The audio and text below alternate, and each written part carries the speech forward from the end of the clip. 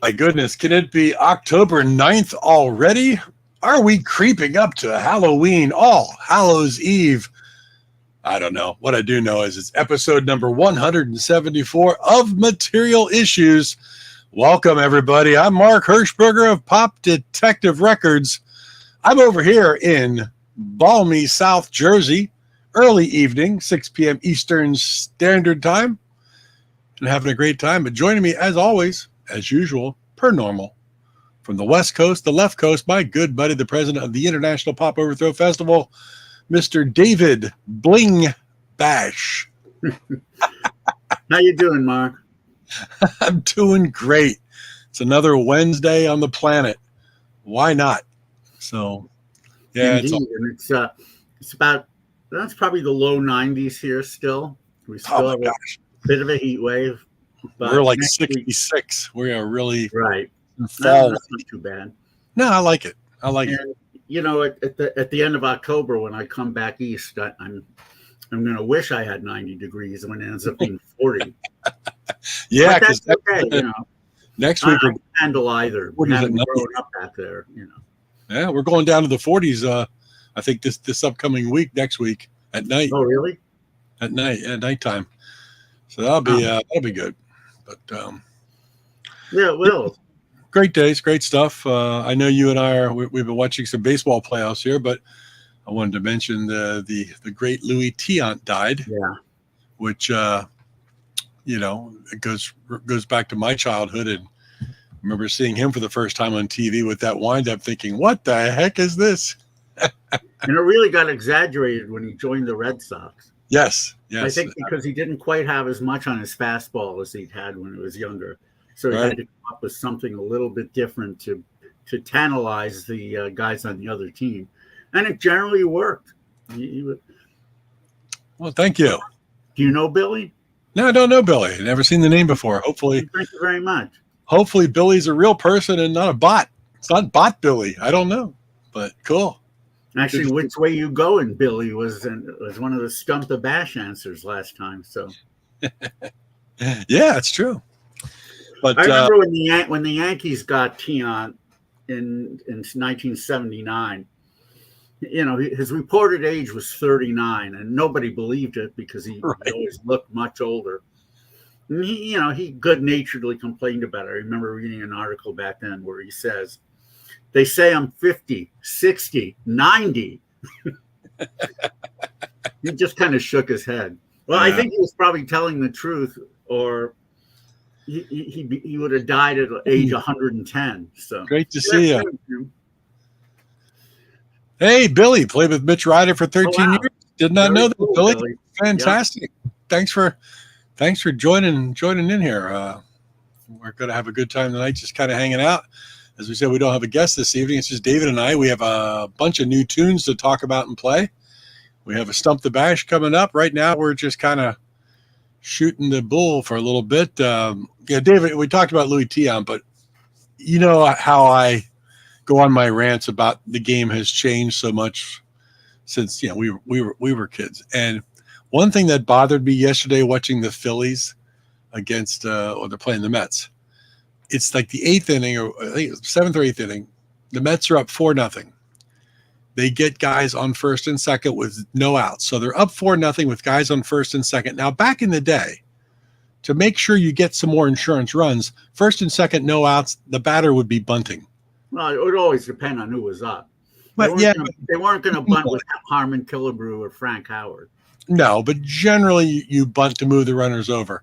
Man, I forget who was up for the Mets, but he was just swinging for the fences. I mean, swinging for the fences. He struck out.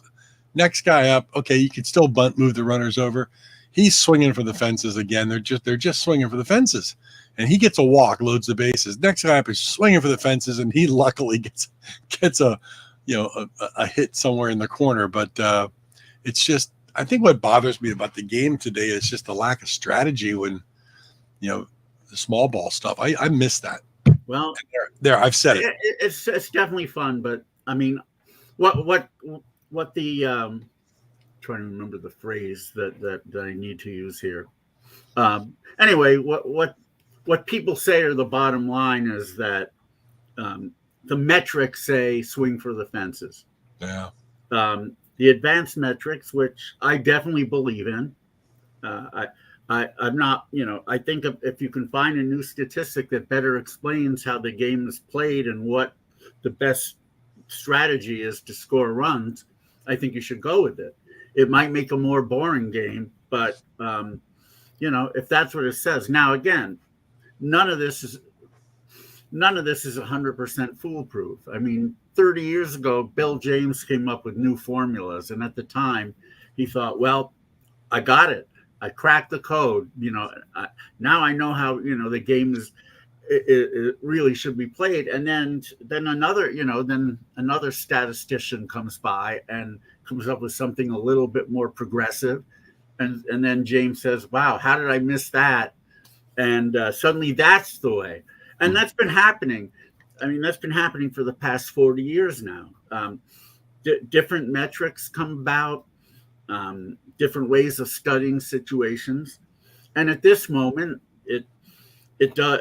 the company line. That's what I was trying to say. The company line is, try to hit the long ball. Yeah. Now, having said that, there are definitely situations where a bunt might be more valuable than risking a strikeout by going for a home run. The problem is these guys don't know how. They don't know how to bunt. I mean, even some of the smaller guys. Well, that's another thing. You don't really have small guys anymore, except for like Jose Altuve. He's an anomaly, but most of the guys are a lot bigger than they used to be. Yeah. You don't have the small pesky hitter that that gets on base, will steal bases. There are very few of them around. Yeah. Those are the guys who we had, they were in plentiful numbers back when we were growing up, and those guys all knew how to bunt. Yeah. And if you don't know how to bunt, it's going to be a disaster. A lot of times, you may pop up into a double play, or you'll bunt two balls foul. By the way, I'm a proponent of something that you don't see very often, and that is the 2-strike bunt. Oh, yeah. A lot of people, managers are reluctant to use it because if you foul a 2-strike bunt, it's a strikeout. Right. But if you look at the stats of what people generally hit when they have 2 strikes on them, most of the time it's pretty awful. Somewhere between 100 and 200 batting average. Given that, I think it's worth the risk, because if you get one down, they're not going to expect it, and you're probably going to get a base hit out of it. And if you foul it off, well, you might have struck out anyway. Pretty good chance if you had 2 strikes on you. Right. So if I were a manager, that's one thing I would do. Another thing, I remember when I was playing in the late 80s, there was, when computer baseball was coming about. I don't know if it was Pursue the Pennant or one of those other ones. So I had the AL All-Stars of 1987, and my buddy Mitch had the NL All-Stars of that year. And I remember if we were up in the top of the ninth, if I was up by like 1 run and a fast guy on his team got on, I would take out my catcher who was a good hitter but didn't have much of an arm, and I'd put in a defensive catcher who could throw guys out. You never see anyone do that in the real major leagues, but no, yeah. I think it's not I think it wouldn't be a bad idea if you had 2 catchers, one who can hit but maybe doesn't catch as well, and the other who can catch and maybe hit as well. You could even do it before the DH. You could have even done a double switch to ensure that guy's probably not going to ever bat. Yeah. I've never seen anybody. I guess it would just be too embarrassing to a catcher to be lifted at that time. Well, it's probably their contract can't be lifted.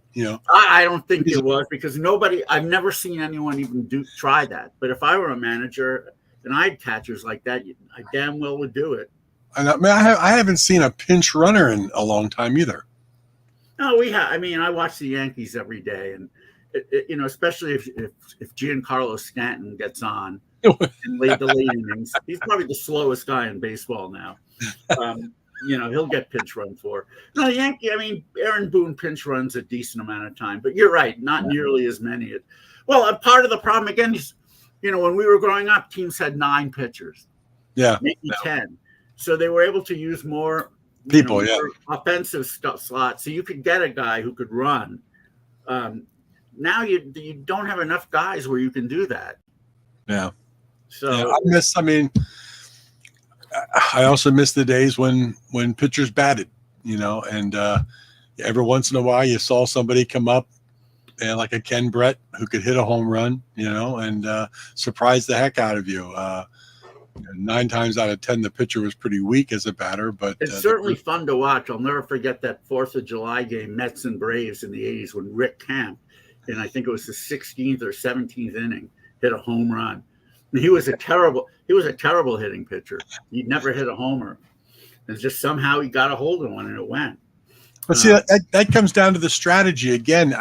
How many times back in the day did you get to the 7th inning and your pitcher was throwing a one-hitter? He was really in total command, and it's a 0-0 ball game, and you come up, there's 2 outs, guys on 2nd and 3rd, and who's batting? Your pitcher.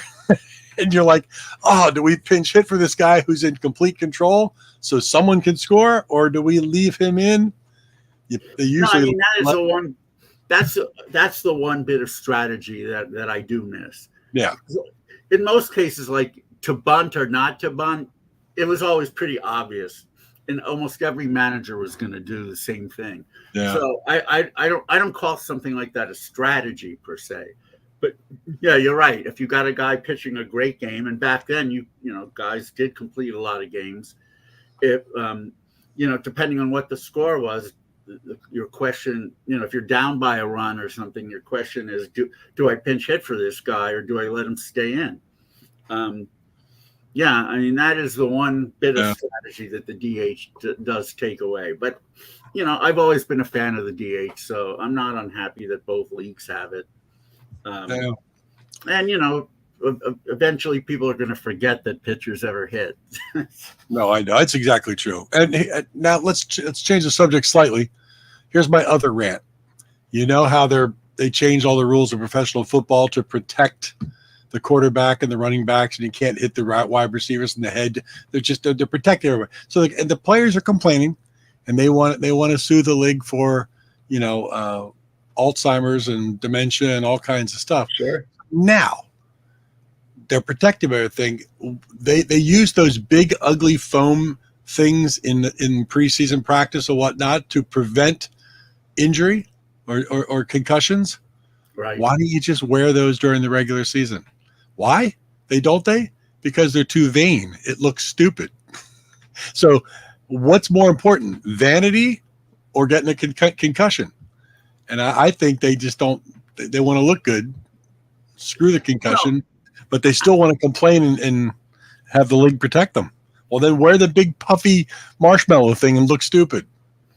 Well, I think what they wear now is fairly protective, although fairly that doesn't stop Tua Tagovailoa from getting concussion every year. Right. If he had the marshmallow on, he probably wouldn't have suffered. Maybe. And they don't want to look like clowns, and I kind of. Well, why not? They're acting like clowns because they're not allowed to play football. Quarterbacks should wear dresses. Yeah, that was Jack Lambert telling Howard Cosell in an interview that you ought to put dresses on them. Yeah, you ought to. My response to that, I want to see Lambert play quarterback and have some 300-pound linemen hit him. And there's nothing you can do about it. That's right. Well, I was see how he does. Jack Lambert was a tough guy, and if I was standing in front of him, I probably wouldn't say that to him. But the truth is, as a linebacker, it's very easy for him to say because he has free reign on anybody, and they can't do anything about it. Yeah, he's running full speed at a running back and or a blocker. And they're not moving as fast, so he plows right into them, and he can hurt them.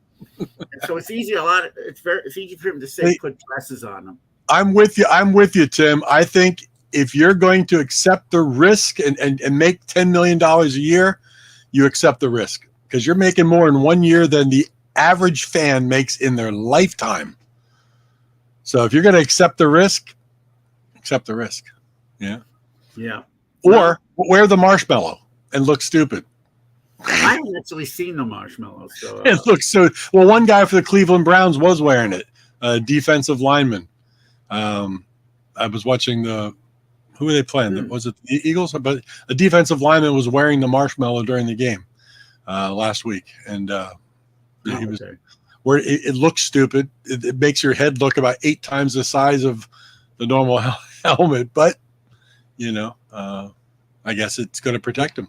Yeah, I don't know. I don't see that happening. No, it's not going to happen. They're too vain. They want to look good, and it's just like. And I mean, I'm old school. I admit it. I fully admit it. I'm old school. But I look at these major league batters now, and they've got sunglasses on, and they've got batting gloves on both hands, and they've got elbow protectors and ankle protectors and knee protectors and all this kind of shit just to go up. And then they get a walk or something, and they go to first base, and they're taking all this shit off, and the bat boy's got to come out and get it and take it back. Fun watching Barry Bonds do that because he had so much armor.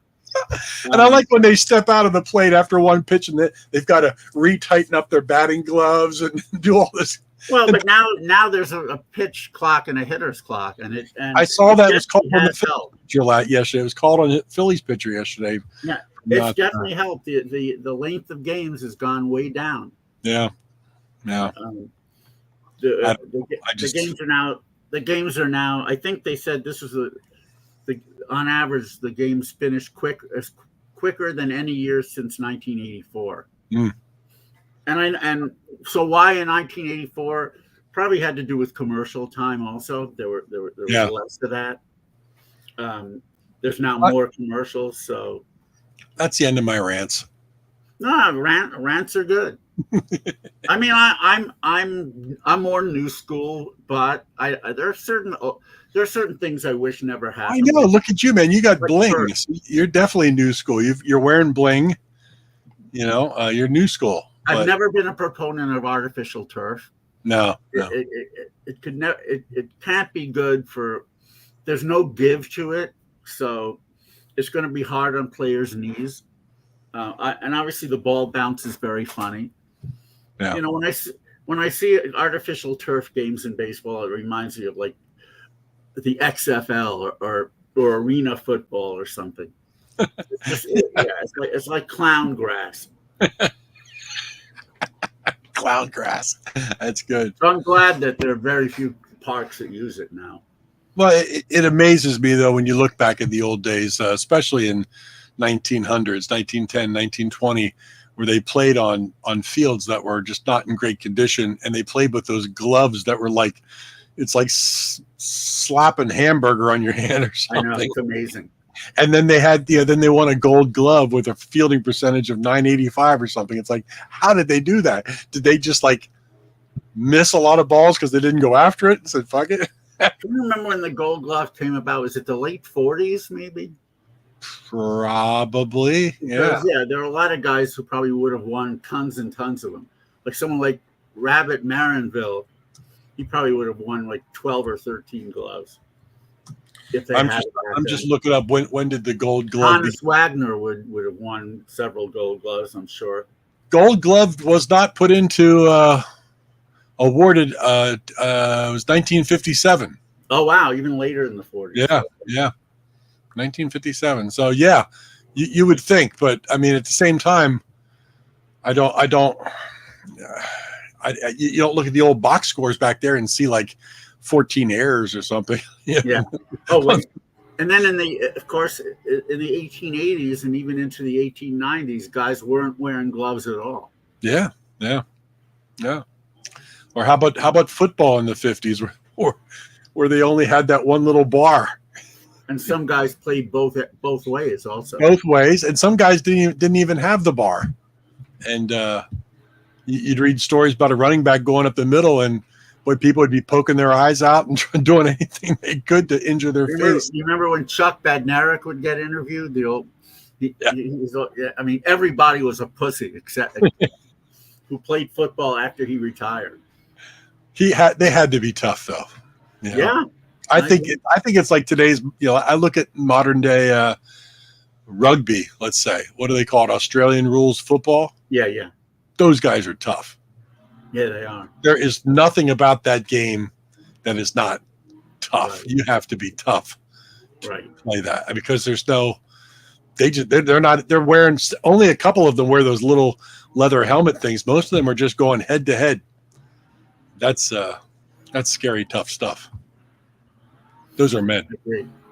We should probably start talking about music so that we don't alienate the listeners that We've actually gained some viewers talking about. I've watched. Yeah, it's been kind of going up and down. Yeah, there you go. Isn't that something? But anyhow, yeah. What's going on in the music world, man?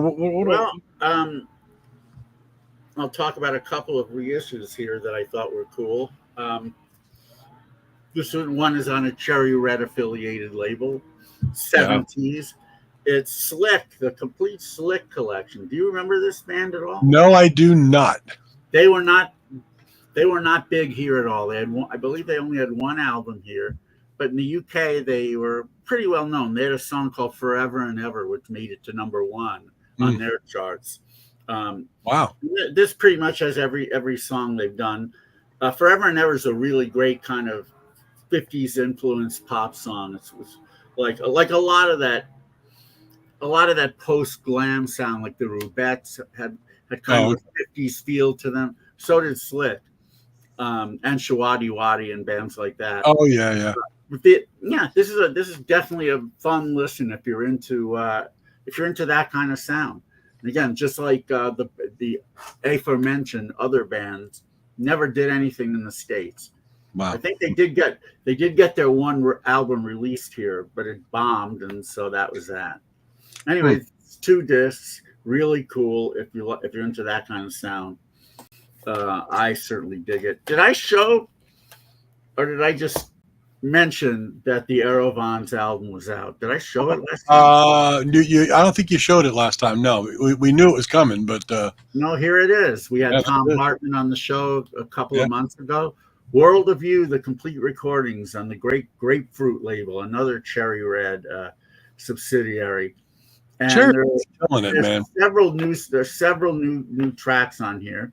It's got everything from the album and then everything from the 8-song disc that Tom Hartman did himself, plus a lot more, a lot of stuff that I'd never heard, and very, very cool 60s pop, 60s influenced pop, and World of You is definitely one of the best songs that I've ever heard, and that of course led off the Aerovons album and leads off this collection as well.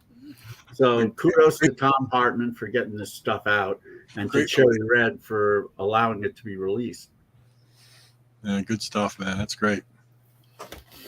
Here's another. If you're into that UK late 80s sound, you'll love this one.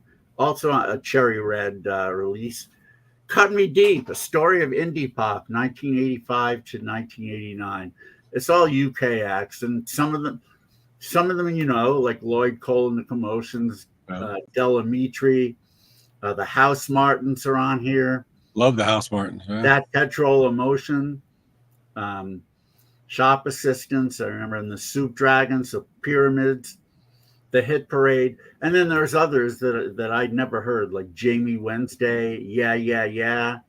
I don't know, the King of Luxembourg, Rosemary's Children, 1,000 Violins. So it's a mixture of what we know and what we don't know, but it all has that late 80s.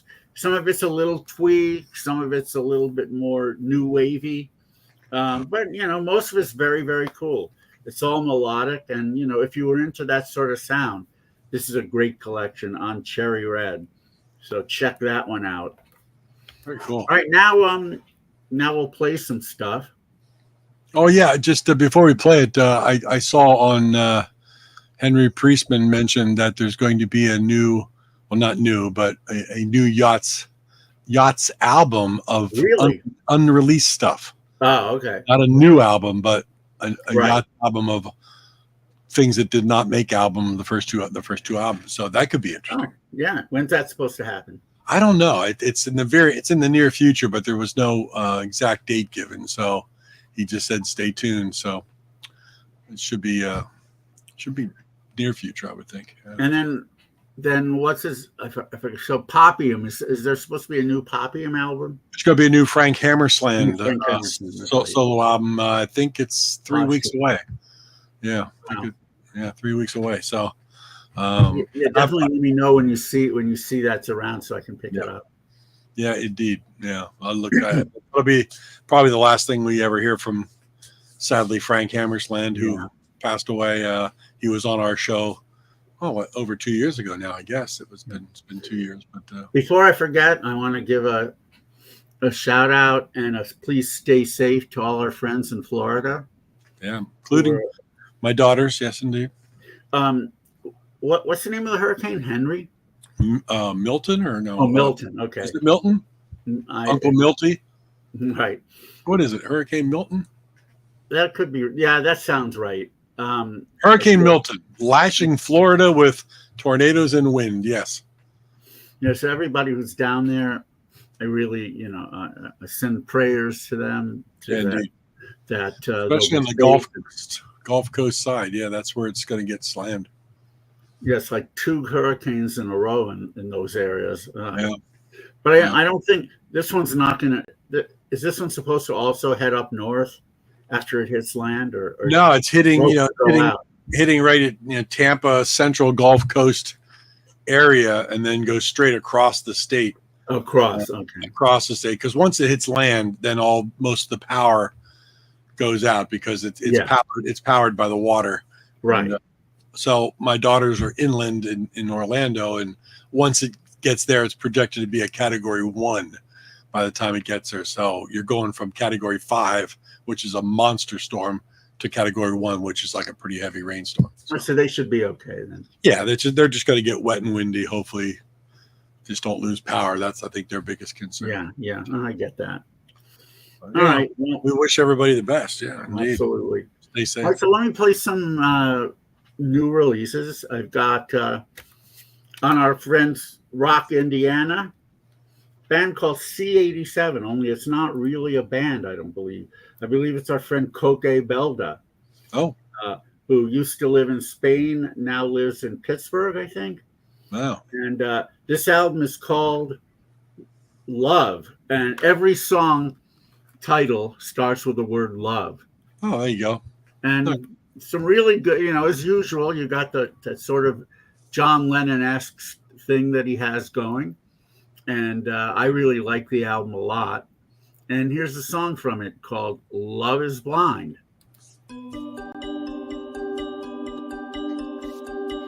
I jump through the waters.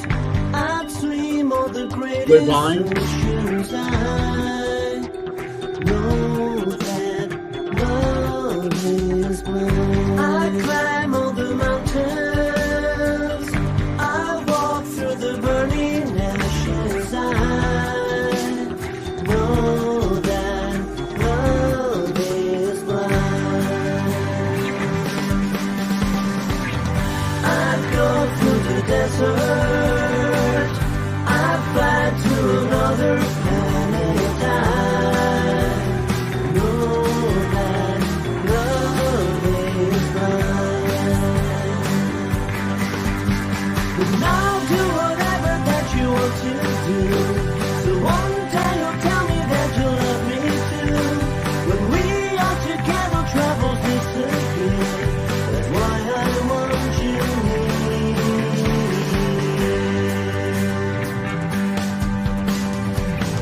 I find all the windmills. I travel to dangerous places. I know that love is blind. And I'll do whatever that you want to do.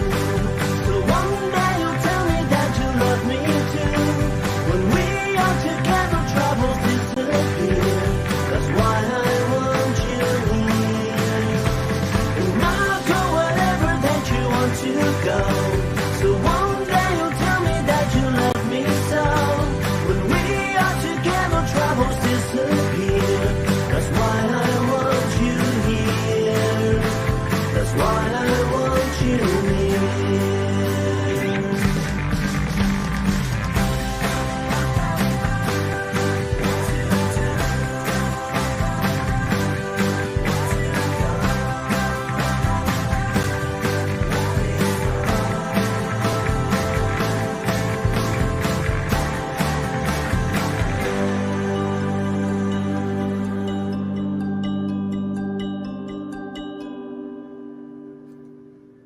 Nice. I like that. Yeah. Well yeah, done. isn't it cool? Yeah. Most of the album is that way. Just just kind of Beatlesque power pop all Yeah. the way, and he's very, very good at it. Good harmonies, good background. I like some of the different sounds that are in there. Again, yeah. So on Rock Indiana, I believe Cool Cat Music carries this, so you can pick it up from them. All right, nice. Next, we have a band that's kind of hit it big, at least big in the sphere that we're all in. Right. Where's the cover? It's the Courettes, who I believe he's from Denmark and she's from Brazil or Argentina, but somehow they've managed to get together and put out records. And this is the new one, The Soul of ellipsis, The Fabulous Courettes. I like the cover. That's a cool cover. Very good artwork. Yeah. Got a cool kind of girl groupy rock and roll sound. Yeah. Different songs are different, but her voice is really what carries everything. And here's a cool track from it called Keep Dancing.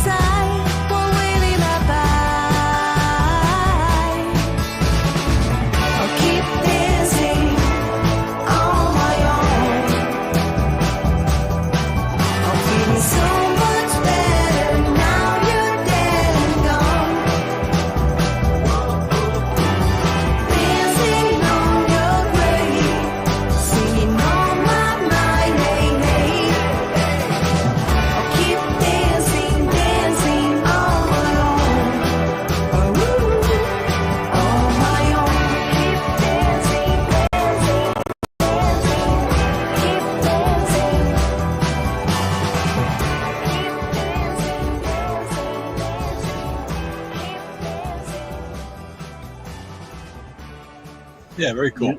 Tim Allen says they're his favorite modern band, and I can't argue with him. This is good stuff. And good stuff. They are doing very well for themselves, going on huge tours across Europe and the U.S. So good for them. It's on Damaged Goods Records. I bought it at a shop, but it's not hard to find online or anything like that. Album coming out in a couple of weeks on our good friends Gem Records. Nick Biunti and the Complicated Man from Detroit Rock City. They have an album coming out, like I said, in a little over a week. It's called Up and Out of It. And Nick has been putting out quality records for many years. and so it's great to see that he's got a new one coming out. And cool album cover again, man. A very cool album cover. I hope there's vinyl on this, but yeah, because I would love to have that. But we've got a song coming up from it called "Seasick," and here we go.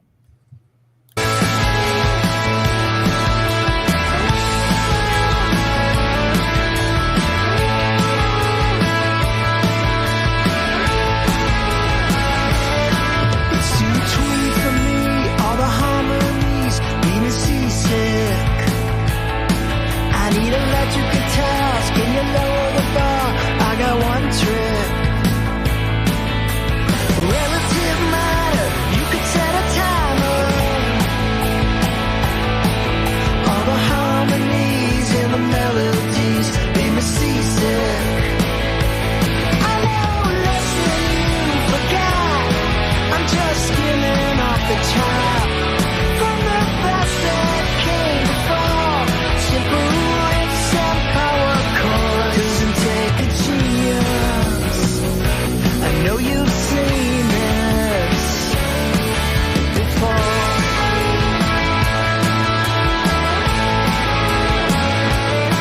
I've been tossed around on the shaky ground. I was seasick.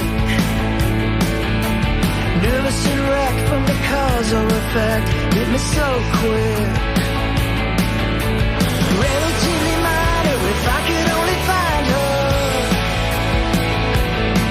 I need a shoulder to lean, sick and tired of the scene. Got me seasick. I know less than you forgot. I'm just skimming off the top from the best that came before. Simple riffs and power chords. Doesn't take a genius. I know you've seen this.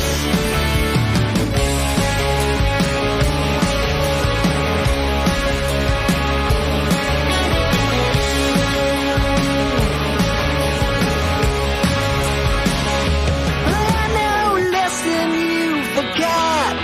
I'm just skimming off the top from the best that came before. I know less than you forgot.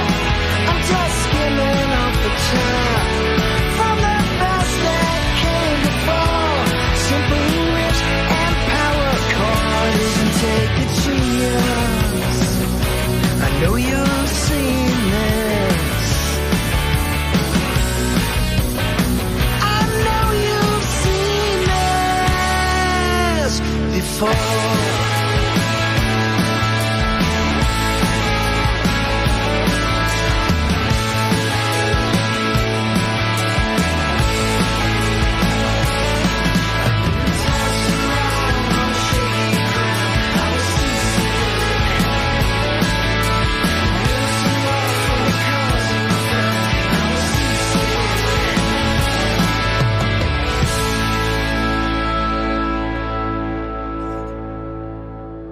Some really cool, gritty power pop from Nick Piunti and the Complicated Men. I love that. Definitely has a bit of a Replacements vibe going, but part of that is because of his Nick's kind of sandpapery voice. Yep. Not all that different from Paul Westerberg. Yeah. Nick has his good buddy Ryan Allen on this record. He's another great Detroit pop guy. I'm sure he'll have a record coming out soon. Anyway, check this out on Gem Records. Our good friends Marty and Maureen and everybody there. Thank you. GemRecords.com. Yeah. October 18th is Nice. the release date. That Here's sounds somebody who I don't know, you may know him personally. He's played IPO in Philadelphia and in Liverpool even. right. He and Yeah. his wife Haley. But this is his solo record, Jay Byam. And the record is called Postcards Along the Way. And this may actually be a bit autobiographical in terms of places he's been. It's got our good friend Steve Butler playing lead guitar. Yeah. You know Steve. It was recorded at the Gradwell House in Haddon Heights, New Jersey. It's 1 mile away. Right, exactly. So Yeah, really, really great singer-songwriter. Yeah. And here I'm going to play for you now, "Lonely Kind of Life" by Jay Byam.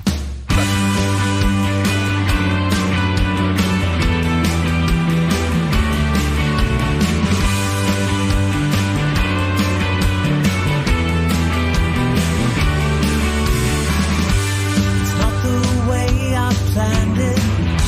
I hope you understand that. I never meant it when I made you cry. And I know you're leaving, and you've got every reason. But darling, I just hope you know that I'll live a lonely kind of life. Lonely days and lonely nights. A lonely life, it's true. Though it cuts me like the knife, I'll live a lonely kind of life. Baby, if I can have you.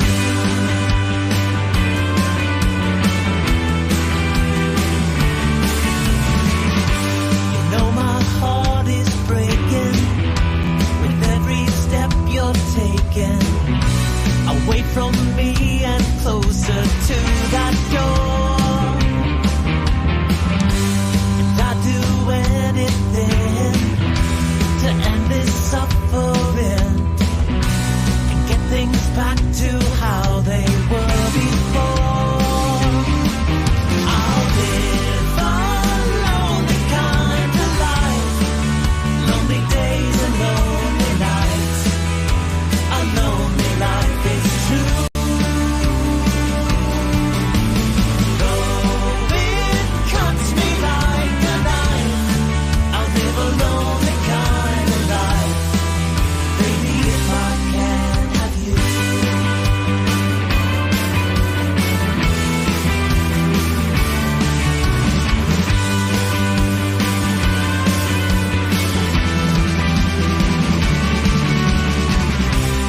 Is there nothing I can do or say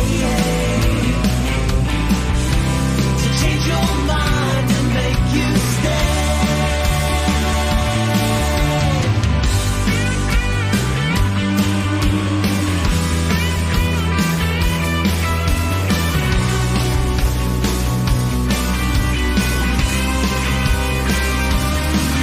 I'll live a lonely kind of life.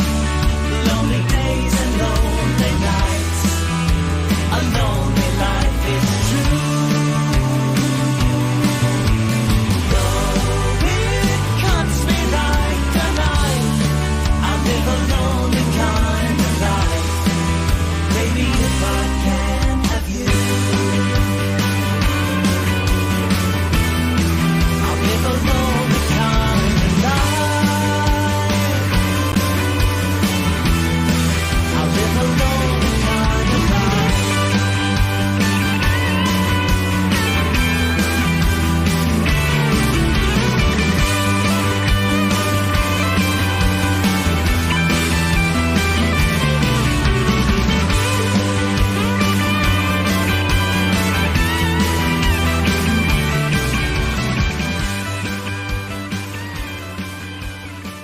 Excellent tune by Jay Byam.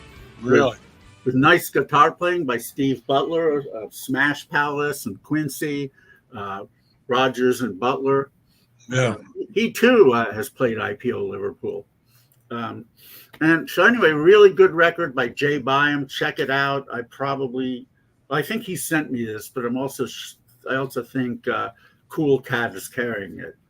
I'll tell you. I mean, I hear everything on these really good quality earbuds. You know, that's how I've got everything with the show tuned up. And man, these songs on earbuds, they just really sound wonderful. And that's great. You get all the little touches. Get those nuances. Yeah, the nuances are fantastic. Yep, gotta love it. Great stuff, Jay. Good Excellent stuff. Here's a band from the UK. I think they're probably from around the London area, but maybe they're scattered all over the country. I'm not sure. They're called the Veras. and the album is called Get It While You Can. This is their second album. It just came out. Great. Really, they actually make their money as a Small Faces tribute band. They're called the Small Fakers, and the Small Fakers have played the Cavern a few times, but I don't know if the Veras have, and I'm hoping they will next year because I love their stuff. This album's a little bit more rock and roll than their last one, but there's certainly some power pop on here too. Like this particular song I'm going to play, very classic power pop. It's called If You Get the Feeling. And here we go, the Veras.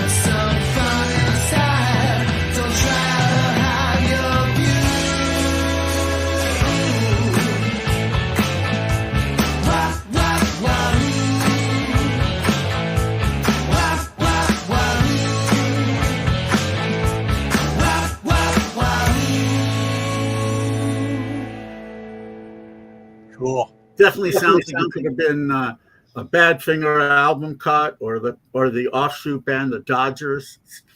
Some bands like that in the 70s could have done that sound. They've got a lot of up tempo stuff also. I really like this album a lot. The band is the Veras, and the album is called, I have to remember, Get It While You Can. And I would suggest you go to their Bandcamp and get it while you can. It's up there now. Good stuff. Who knows for how long? They've got a bit of a buzz, so I'm really hoping we get them to IPO Liverpool next year. Well, so far you're hitting it out of the park like all the baseball teams are doing. Yeah. The last thing I want to play, and this is kind of an interesting listen, it's Robin Hitchcock, and the album's called 1967. I know I spoke about this earlier, but now we're going to play something from it. Yeah, he does a whole album full of tunes from 1967. Nice.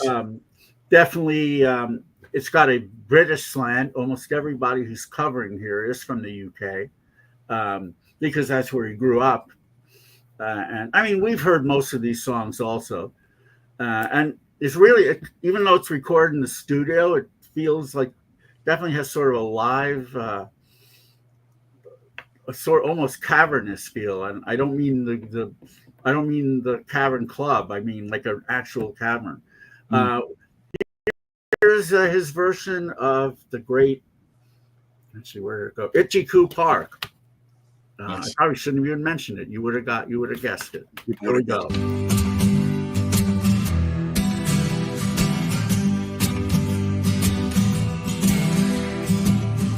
On the bridge of sighs, to rest my eyes in shades of green, on the dreaming spires, to Itchy-Coo Park, that's where I've been. What did you do there? What did you touch there? Touch the sky. The water tears there. Tell you why. It's all too beautiful. It's all too beautiful. I'm inclined to blow my mind, get hung up, leave the ducks with the fun. They all come out to groove about, be nice and have fun in the sun. I'll tell you what I'll do. What will you do? I'd like to go there now with you. We can miss out school. Won't that be? Why go to learn the words of fools? What will we do there? We get high. What will we touch there? Touch the sky. The hot cheers there. Tell you why. It's all too beautiful. It's all too beautiful.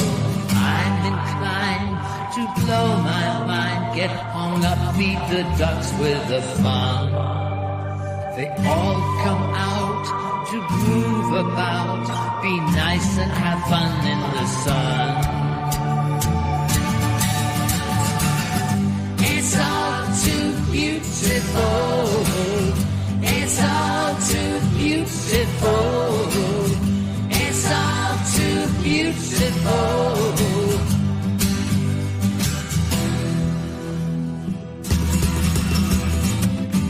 It's all too beautiful. It's all too beautiful. It's all too beautiful. Beautiful.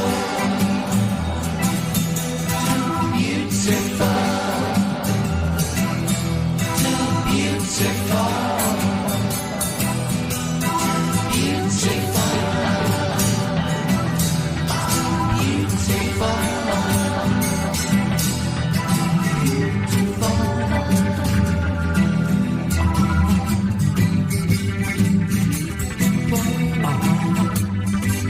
Right. Yep.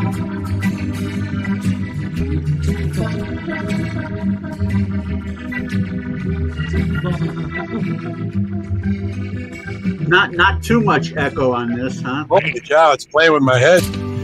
Yeah. Well, that's Good stuff. it's yeah, kind of like David Bowie's pinups, but 50 years later. Yeah, almost every song is a slower tempo than the original, but it's Robin Hitchcock, and a lot of the songs on this album are he's accompanied by Kimberly Rue and Lee Cave Berry. Wow. Okay, cool. People are good friends and I've been trying to get Robin Hitchcock, but on the show, but word is he's seen my shirts and he knows he can't compete. So he's just too afraid to. Oh, the gauntlet has been thrown down. Robin Hitchcock. Yeah, I mean, somebody actually once told me that my shirts were even better than his. So that is a supreme compliment. That forget the brick on the cavern wall. Your shirts are better than Robin Hitchcock. Know, really. Good stuff. Well, that was 6 for 6. Those are 6 great releases for people to pick up. I'm pretty sure you can get that. I guess I ordered this from his Bandcamp, or maybe it was the label's Bandcamp, Tiny Ghost Records. I don't remember, but it's not hard to find. Yeah. Nice. Great stuff, man. Good stuff. There you have it. Oh, interesting. I haven't worn this one in a while, so here's a little watch check. I was thinking about this one yesterday. I don't know why it popped into my head, but I haven't worn it for about 3 years. And I wanted to wear this shirt, and it goes perfectly with this shirt. It's a Christian Van Sant, not Van Zant like Steve. I don't remember the model number, the model, but it's got a really cool retro feel. I love the way the numbers. I love Love that, yeah. they used. The only problem with it is that unless it's in the optimal light, there's a lot of things on the dial you can't see very well. Can't really see, yeah. It's really just good for showing the numbers. But there's a day of the week and month of the year sub dial on there, and there's also a date window, which is again very, very small. But it works great. It worked great with this shirt. So yeah, I love it. I love that number look. There's a guy that makes watches called Alexander Shokarov, and he does a lot of dials like that, way out of my price range. But oh, really? Yeah, this is not expensive at all. Yeah, no, I love it. Good Cool. stuff. Good watch. Yeah. All right. Hey, you want to do some Stump the Bash, or you got something else? I guess you do. What time is it, everybody? It's Stump the Bash, Stump the Bash. Stump the Bash, Stump the Bash. Hey, we've done this a couple of times in the last couple of weeks, and tonight is no exception because David and I just hanging out here, immaterial issues. So we're going to do a Stump the Bash. We thought, well, we could just take the leftover things from a couple of weeks ago, and we did it. But no, I'm not going to be lazy tonight. This is a brand new top 100 number, 1965, 1970. You know how it works, everybody. We take 11-year period, 1965 to 75.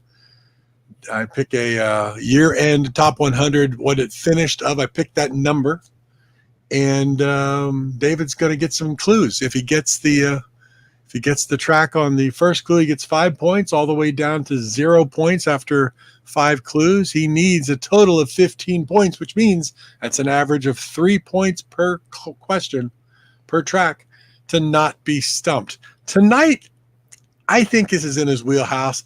I'm going to put all my money on Mr. Bash not being stumped. However, with that said, he's got to pick the years, and there are a couple of years where getting clues was a little tough, and the first clue might not give him much. So it all depends on where he goes and what year he picks. So it's his choice. He starts off with whatever year from 1965 to 75. What are you feeling tonight, David?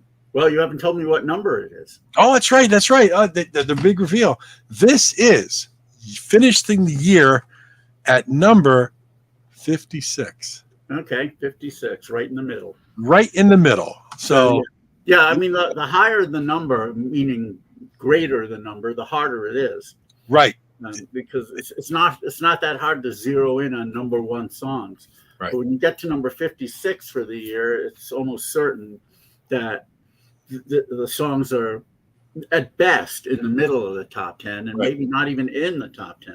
A couple of weeks ago, we were at year-end number 26. Yeah, that was So that was pretty good. This one's 56, but I'm telling you, I think I just pick these numbers randomly, and I don't try to make it hard for any reason. It just is what it is. And I think this one, I'm comfortable with you not being stumped, but we'll see.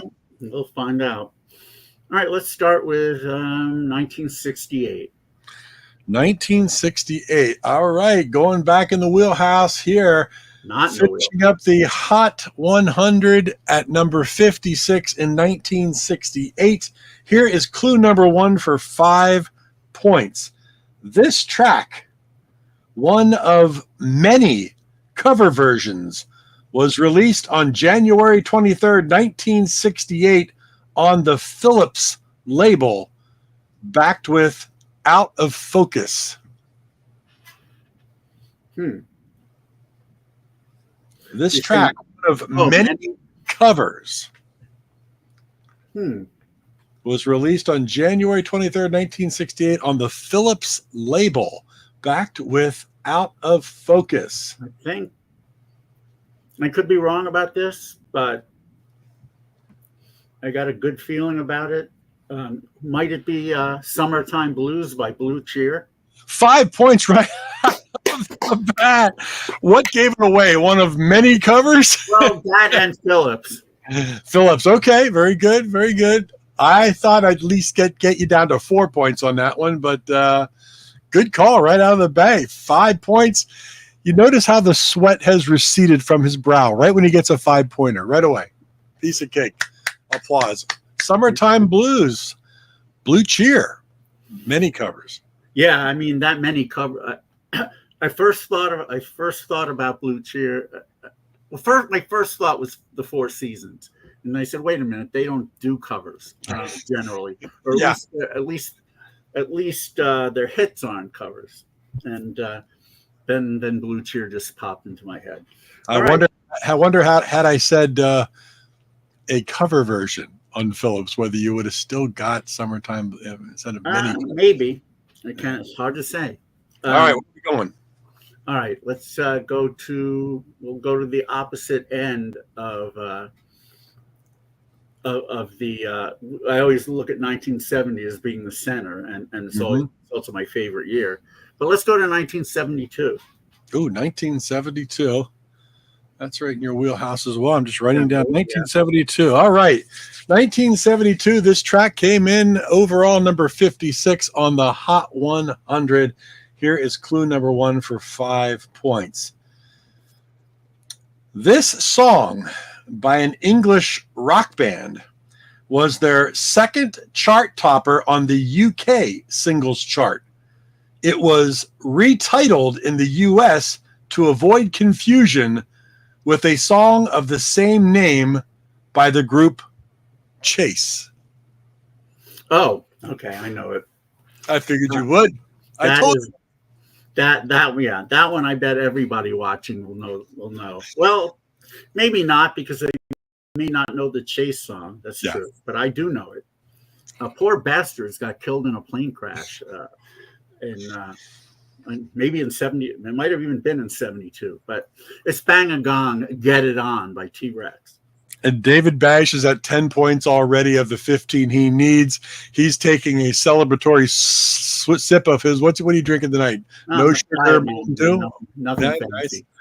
Look at that. Bang a Gong, Get It On. It was originally titled Get It On, and they had to retitle it in the U.S. because, what was it, Marvin Gaye with Get It On? Or Let's Get It On? No, I mean, Chase did the song Get It On. Chase did it, but is that the one? I guess that's what they were talking about, yeah. Minor side. Yeah, Let's Get It On hadn't even come out yet. So okay, all right. There's the thing, but great get. 5 points. 10 points overall. Piece of cake. You might as well put it on cruise control. Take a year you're uncomfortable with. Well, let's go back to 1965. I'm certain that, anything in the 60s, except, 1969, I was starting to listen to Top 40 radio. But anything before that, it's just, hearing stuff retroactively, reading about it, whatever. So. Well, here we go. If he gets 5 points again, then we have not stumped the Bash. Probably the fastest we have not stumped you in a long time. But here we go. 1965. It came in at number 56 on the year-end charts.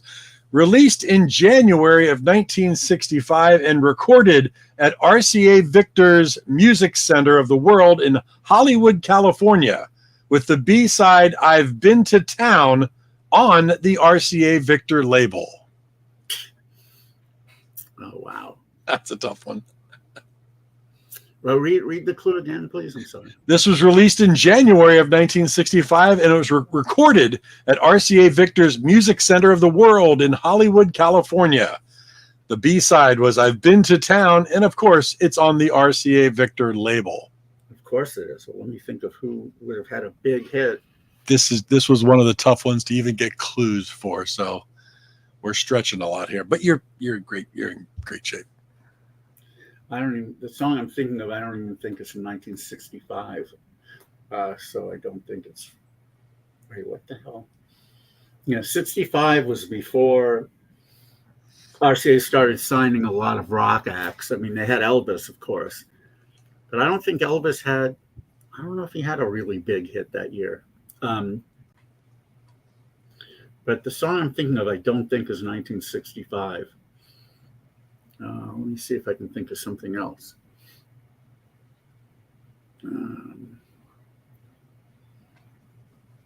It's a tough one. Just a tough Yeah, one. it is. Not much to go on there with clue number 1. No, I'm just trying to think of what would have been. Trying to think of albums from that year, but no. The next couple of clues, they're just not good. It's not going to give you much. So this might be a throwaway year. I don't think this was from 65, but is it My Cup Runneth Over by Ed Ames? No. Okay, No, I think that's a different year. Good shot though. All right. Yeah. Now we're going to go in clue number 2 for 4 points. It's the title song from a movie of the same name. I know movies don't help you at all. I hope it's not Born Free again. Title song from a movie of the same name. I don't know, Goldfinger by Shirley Bassey. It is not. It is not. No. I don't think she was on RCA either. Clue number 3 for 3 points. Still in great shape. Nothing to sweat about. This artist left the Limelighters for this solo career. Okay. It's wow, actually, was there really a movie with that title? But it's got to be Baby the Rain Must Fall by Glenn Yarborough. There you go. 3 points. 3 points. Baby, the rain must fall. Evidently, there's a movie of the same name. I never even heard of it, but thank you for the Limelighters clue. I figured you had to get some kind of clue in there, but the Limelighters gave it to you. Glenn Yarborough, Baby, the Rain Must Fall. Great tune. 1965. Came in at number 56, and I gave you 3 points. That is really a good song. That's a great song. One of the things about RCA, a lot of stuff that was on RCA, if it was on an album in stereo, man, did it sound good. Yeah. RCA, and you said it was recorded at RCA Studios. RCA Studios in Hollywood. Yeah, Yeah, they knew they definitely knew what they were doing. Great stuff. Like Al Hurt Java, for example. That yeah. sounds great in stereo. Awesome. That's also on RCA, I believe. And you're at 3 points. It gives you 13 of the needed 15. You got two more questions to go. So you're sitting pretty. All you need is 2. Okay. Where are we going? Let's go back to the other end, 1975. Ooh, 1975. Going to the extreme. Here we go. Coming in at number 56, year end, 1975. The clue is this song by an American rock band was co-written by lead vocalist Jerry Corbetta and was the title track of the band's 4th and final album. Well, I know what it is. Look at this. Game over. Not something that was played much in New York. I think the first time I heard it was on the American, way back in the day when I heard American Top 40 in 1975. I said, really? Because I remembered Green Eyed Lady from 5 years earlier. I thought that was their last hit, but I was enlightened. So it's Don't Call Us, We'll Call You by Sugarloaf. And David is not stumped. He's already blown it out of the water with his third 5-pointer of the night, totaling 18 so far. It is Don't Call Us, We'll Call You. Were you hearing that during the year on your? Yes. WABC, like they never played it. Yep. No, I remember that. I remember that quite a lot. Yeah. Yeah. Sugarloaf. Don't Call Us, We'll Call You. All right, man. You are not stumped. All we can do is see if we can break the 20 mark and see how many points you can gather tonight. Where are you going to go to finish up the Stump the Bash for the evening? What do I have, 18 now? Yeah. You're at 18, yeah. All right, let's go with 1967. So I'm leaving my 2 biggest years off the table. So maybe next time we can actually do the other years to see how that goes. But all right, well, this is to shatter the Stump the Bash for the evening. 1967 is chart position number 56 for the year end. Here is clue number 1. Released in June of 1967 on the Gordy label. and recorded at Hitsville, USA Studios. Yeah. That's all I get. That's all you get for this one. Well, This is, again, not another easy. well, not an easy clue. there's one particular group, but Well, what did they do in I don't- 1967? that's always the hard part.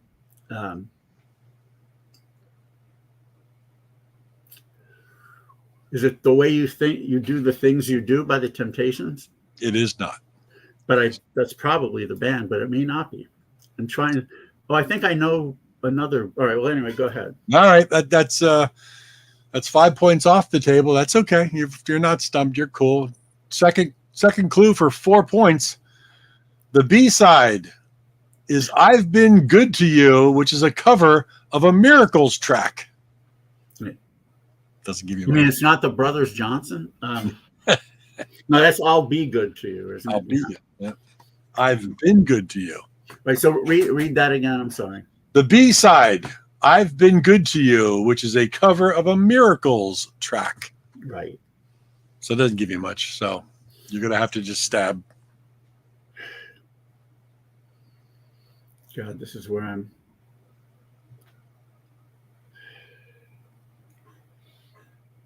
I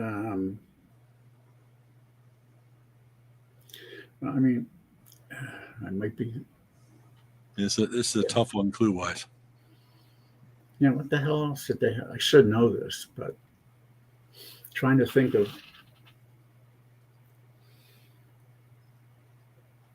It's like there's a gap that I'm not filling here. That's what she said. I was just going to go there.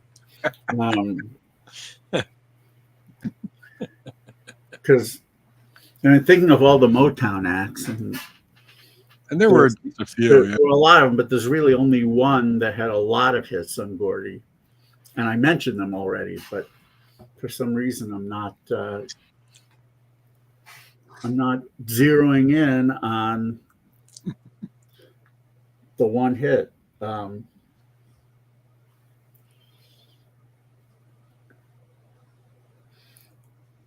Yeah, this one's going to be just a Hail Mary with these clues. It's not great. Oh, this is going to be like the Stylistics. When the one song I forgot. Why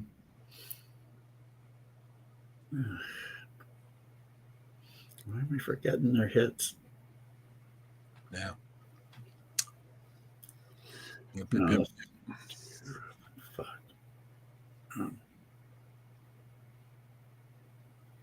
All right, it's not coming to me. See, there's also no pressure to it. You work best under pressure. Like if you needed this one. Mm. All right. That was clue number 2 for 4 points. Now we're on to clue number 3 for 3 points. Can still break the 20 mark. This was the first of 3 singles and 4 songs to be co-written for this group by Motown songwriter Roger Penzabene. Wow. Never heard of him. Neither did I. I'm just hoping that the song pops in, and It's tough. This is just a it tough. shouldn't be. I'm sure I'll kick myself once I. No, I said tell me none who of it is. these are going to give you too much to go on. So this is going to be a Hail Mary. What year are we in? 67. 1967. I'm trying to remember who else might have been.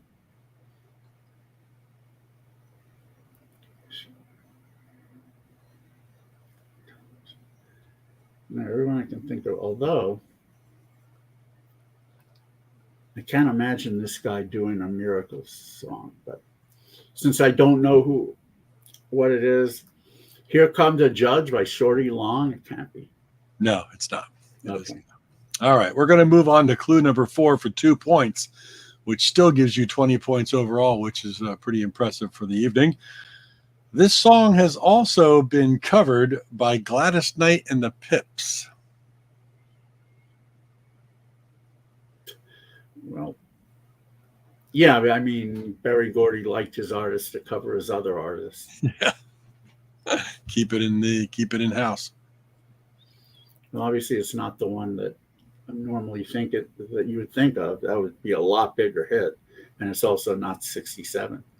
Although their version is.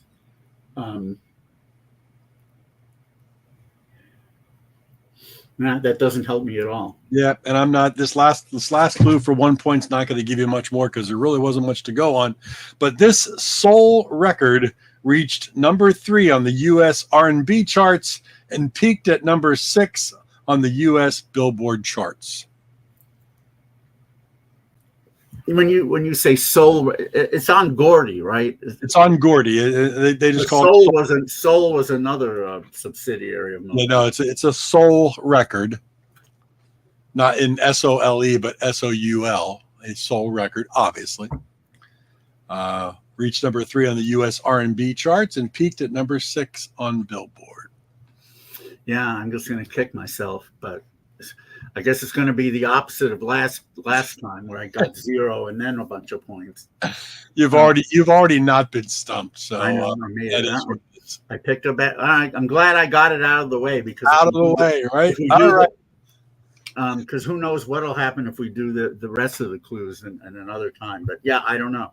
Exactly. All right, we fooled him on this one. Not really. It's just a tough clue, but we were looking for "You're My Everything" by the Temptations. I forgot it, and I really like that song. You had the Temptations. I figured you were getting there. Well, Gordy is and hey, John Borak got 24, I'm sure. Yeah.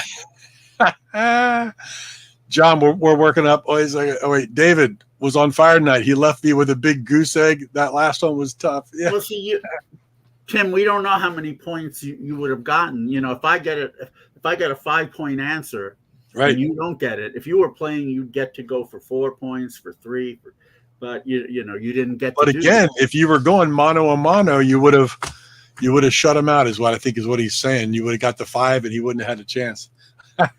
24 to quote. I knew that was coming. Hey, John, I got a new game in the works. We're gonna have to talk to you about it to see if you want to join. You're gonna have to be on David's team. Don't say no. It's all good. Well, there you go, ladies and gentlemen. Stump the Bash. David was not stumped tonight. 18 points. He only needed 15. Blew it out of the water right away. Before last time it was 0. What did I get? 0, 4, 4, 4. I got 2 4s and 2 5s or something. Something like yeah. You started. This time it was 3 5s and a 3. Yeah, you got 3 5s and a 3. And a 0. That's all good. It was great. We learned a few things. We played some Stump the Bash, and we had a great time. Great time doing it. We listened to a lot of great tracks tonight. If you weren't around to hear some great new music, make sure you check out the archives at materialissues.com. And whatever you got one more. Of course. Let me see here. I wonder if I try to play. I want to play.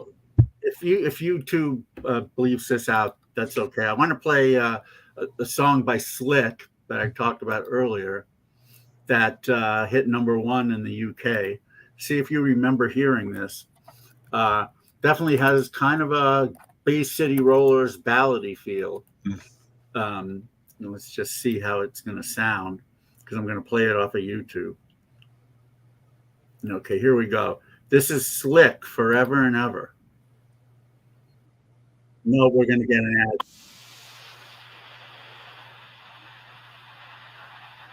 Are you hearing that? No, I'm hearing it. Sounds like your stomach's upset. You're not hearing it? No.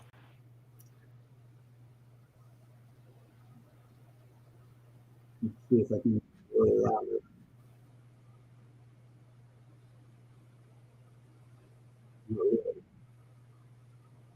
Hearing it now?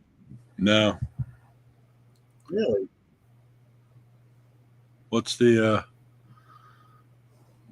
track called? Forever and Ever by Slick. That's SLIK, right? Yeah, hold on. Let me see if I can play it through the system here. Forever and Ever. Let's give this a try. Let me know if you hear this, okay? Okay.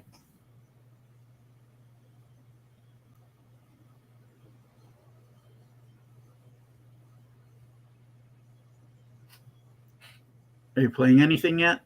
I'm trying. Hold on.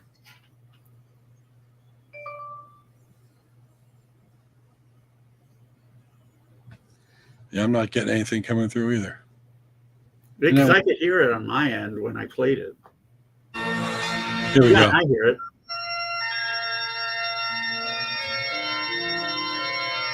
#1 in the UK in 1976, I believe.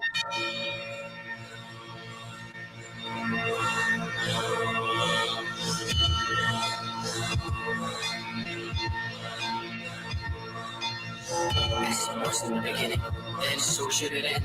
Don't let a lover become just a friend. Oh, I made you a promise. I vowed I would keep the candle still burning, the river runs deep. My love. Didn't you know? Didn't you feel? Couldn't you tell that it was real? Couldn't you tell that it was real?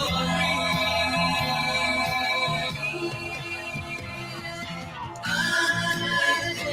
dedicate to you all my love, my whole I never heard it before. Didn't chart in the US. Started all over Europe. Very Bay City Rollers. Yeah, very much so.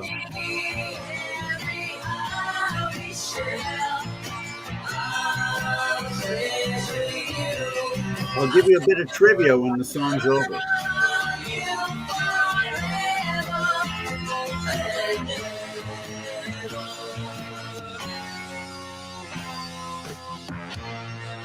What year was this?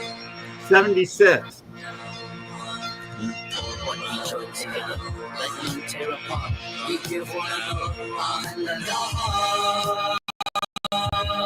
My love.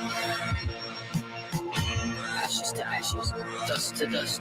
Will love last forever? I know that it must. My love. Now you can see, now you can feel, now you can tell that it was real. Now you can tell that it was real. I dedicate to you all my love. Yeah, I'll tell you what. If you speed it up just a skosh and give it a little bit more, it's like Bay City Rollers. You know? Yeah. Oh no, that's what they were going for. Yeah. They're such clean-cut looking kids too. Which is really going to be, when I give you the bit of trivia, that's going to be even more remarkable.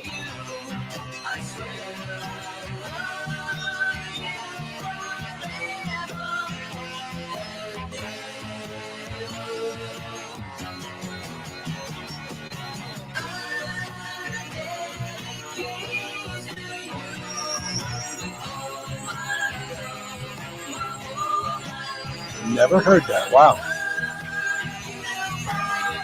That's the unfortunate thing. So many amazing songs were big on the UK charts, we never even got them.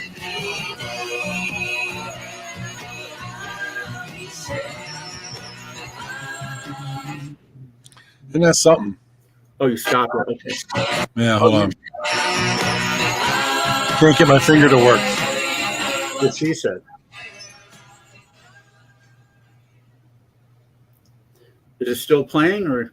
No, it's done. I'm trying to get my my left hand here to work better than my right hand.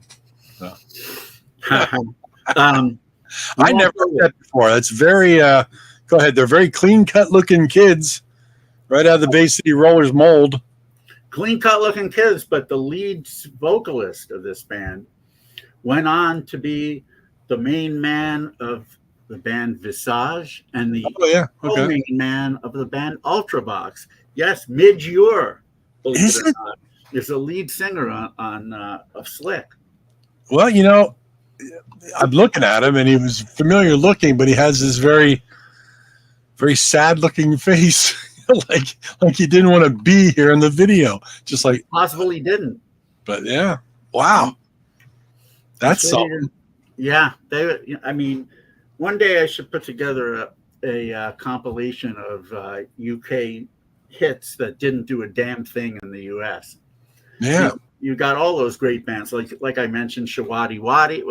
Sugar Baby Love by the Rubettes didn't make it to like number 38 on Billboard, but not nearly as big as it was in the UK. And so many of those bands. Kenny is another one that's really cool. And obviously, Roy Wood's Wizard. Like none of that stuff did anything over here. You know what? Here we need. We're going to have. I have David Wells on the show coming up from Cherry Red about compilations and things. I think you could put together an idea for him and call it "Should Have Been a Contender," and it'd be all like UK bands that never made a dent in the US market. I'm trying to see if he wrote the liners for this. I don't know if this is his bailiwick, but let me see. So is most of the album very like this, like roller? Some of it is. Some of it's a little bit disco-y because it was already 1976. Yeah. But some of the album is, yeah. Interesting. It's probably on Spotify by now. Trying to see who wrote the liners. It's I'll have to check it out on Spotify. Yeah. That's interesting. I'm sure it says it somewhere, but I'm looking at the booklet and I'm not seeing who wrote liners. Interesting. It must, like I said, it's got to be there somewhere. But yeah, it's on Spotify. It's called Glam Greatest Hits: Slick and Curry Tigers. Oh, there's a band I don't know, but they're probably on a. It's like I guess this is a compilation. It's a 2011 album called Glam's Greatest Hits, Slick and Shabby Tigers. Don't know them. I don't know who the Shabby. Are the only two bands on there? By the way, it's all Slick stuff. Oh no, now yeah, there's like 15 Slick tracks, and then about 10 or 12 Shabby Tigers. And yeah, I never heard of Shabby Tigers. So there's two bands on this compilation from 2011. Well, we'll have to listen to what Shabby Tigers sounds like too. Yeah, I mean they're probably on. I don't remember everything on Cherry Red's Glam compilation, but Shabby Tigers probably on there. Yeah, that's. You think about some of the. You think about even like somebody like Susie Quattro. The only time she really hit the charts big was, stumbling in. Yeah. With Chris Norman of Smokey. Before that, Devilgate Drive and Can the Can, 48 Crash. They didn't do jack here. Yeah. I mean. I think the first song of Susie Quattro that I really heard a lot was like Rock Hard. Yeah, much later. Yeah. That was played a lot later, but yeah, most of her earlier stuff didn't make a dent. Of course, when she was Leather Tuscadero on Happy Days, they did her Leather and the Suedes did play a version of Devilgate Drive. Yeah. But instead of saying one more time for Susie, she said one more time for Leather, and I just wanted to vomit. It's when Joni wanted to be part of the Suedes, and she wanted to go on tour, and of course her parents wouldn't let her. Joni on tour, and then Fonzie had to come in and tell her. How shortcake! You're just a kid.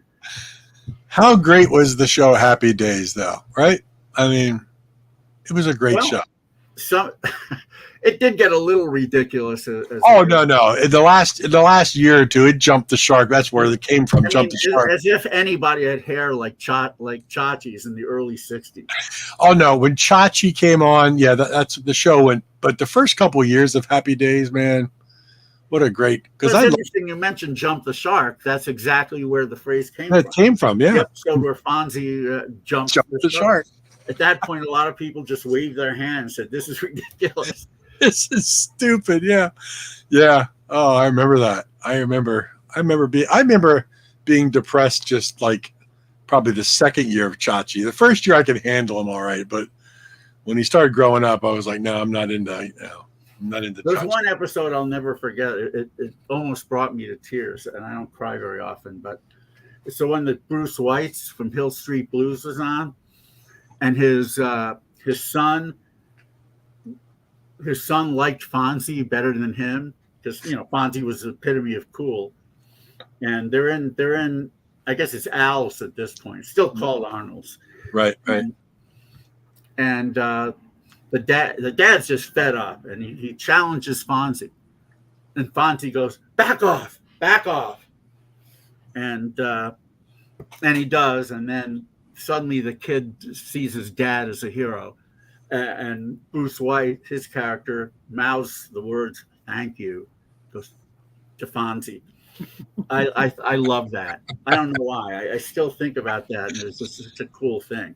It's great. Well, I guess what was it? Was it the Emmy Awards like 2 weeks ago? Whenever Ron Howard and Henry Winkler were on presenting, and they had the whole Arnold's set up, and he walked over to the jukebox and went, and it was great, and started the jukebox. Did Donnie Most come on and say, "You still got it"? Nah, but it was great because Ron Howard and Henry Winkler came out. The set was there, and you almost could tell what was going to go on because the jukebox was there. And Ron says, "Come on, do it one more time." And Henry's like, it's been a long time, but he sauntered over, very cool, and went. And the timing was great. That's all timing. And they clicked the jukebox, music started, place went crazy. By the way, Donnie Most now goes by Don Most, and he plays. He does a lot of performances at the Baked Potato out here. He's kind of a jazz blues guy. Really? Wow. Yeah. And actually, he had an album in the late 70s on United Artists, which I paid a dime for. And most of it is as bad as you'd think it would be. But he does a really kick-ass version of the Rubettes' Rock is Dead. Wow. Yeah. Who would have thought? Who would have known? Obviously, he had somebody just funneling songs to him and just did them. I don't see him as being a fan of that music, but interesting. But it has a pretty good version, yeah, I must say. Well, fantastic. Well, what do we got? What do we got coming up? We got some stuff going on here. You mentioned next week we've got the great David Wells, who writes liner notes for Cherry Red, mainly for Grapefruit and what used to be RPM. But most of their 60s reissues he does liner notes for. And, his best liners are the ones for the compilations, the box sets that Cherry Red puts out. Because there's so much obscure stuff on there, and he's like a wealth of information on some of these groups that nobody's ever heard of. I think it's going to be fascinating. I'm fascinated just with the process of A, finding this stuff, B, how do they license it? Where do you get the information? Do you talk to band members? I mean, I think it's going to be a really neat interview. No, it will. I mean, there's definitely a lot that we all can learn from that process. Yeah. I mean, it's obviously fraught with so many roadblocks, mainly labels just not wanting to bother licensing things. They'll basically say this is a waste of our time, but if you pay us $20,000 for the song, we'll get our in-house attorney to write up a contract. Otherwise, they don't even want to ask their attorney to spend 10 minutes on it. I'm really curious. They'd rather just tell you to get lost. And for that reason, a lot of stuff there's still a lot of stuff that hasn't been reissued. Yeah. Because tons of stuff. And then of course you have the Don Kirshner camp and the Dave Clark camp and Alan Klein and a lot of that stuff. Yeah. Some of it has come out finally. A lot of it hasn't. I don't get it, but I guess they're all rich enough to where they don't care. They don't care. Yeah. And I mean, some of them are dead now, but at this they really don't care. Probably not. No. Yeah. But so we've got David Wells next week on the 16th. The 23rd is still open. I'll be in Florida visiting my daughters on the 23rd. So you're going to probably be outside then. You probably won't be indoors. We'll see. Yeah, we'll see what's going on. I might be at their place, or we might be over at Epcot. I don't know. Well, if you happen to be at their place, bring bring some Stump the Bash, bring the ones that we've done, and I can always do the rest of the years. Yeah. I won't look, I promise. And yeah, and then on the 30th, we've got Mike Scavone. He played forever with the Doughboys, and there was a interim period where he was with Ram Jam, and then back with the Doughboys, and now he's touring the world with the Yardbirds. So this guy's been around the block, and he's got a ton of stories. So his history is going to be kind of neat, and we'll see. We're going to talk to Mike Scavone on the 30th. And, I will be in Boston. I'm going to be driving up from New York with Dave Boogeyman. The Boogeyman. The plan would be that we get to the hotel at around 3-ish, or 4, which means that. But that. Oh, that's right. It starts at 6. We might need to in order for me to be part of it, we might need to move it up an hour. Hopefully that works for Mike Scavone. If it doesn't, then I'm probably not going to be able to do much except say hello, because I've got to get to the venue. Yeah, I can drop him a note and see if doing it like 5 o'clock is. I'm pretty sure that's what we've done. It's cool. Yeah. Yeah, I mean it worked out well when I was in Chicago because 5 was early enough, but on Eastern time, I don't know. I mean, I wouldn't be able to do anything much. Yeah. Well, it's up if it works out, great. If it doesn't, it happens. But it's all good. And I have sent out invitations to some really cool people to be on the program, and unfortunately, it looks like a lot of these people just don't read their messages. Yeah. I mean, with Facebook, when somebody's seen your message, and the people I've invited have not looked. So, yeah, I'll tell you who they are when we're off the air. It's all good. Well, like again, we keep throwing darts, and every once in a while the darts stick, and it's like, hey, yeah, we got this person. So I've got one in the works right now. So if I can get a date nailed down, it'll be a good one. So all right. We shall see. But hey, we appreciate everybody hanging out with us here on Wednesday. Thank you, as usual. October 9th. Yeah. Material Issues. Again, materialissues.com. Get over there and subscribe on YouTube. Watch 174 episodes in the archives. Tell your friends about it. And come back and join us and hang out with us right here in the live room. We have a great time. We appreciate it. Love to read you, David. It's always good to see you. You too. And stay safe, everyone in the Florida area. Yes, indeed. If you're listening. Indeed. And we'll catch you next week right here on Material Issues. Yes, next week with David Wells with Cherry Red. Should be Thank fun. you, Tim. Appreciate you hanging out, buddy. Thank you. All right. Good night, all. See you, David. You got it.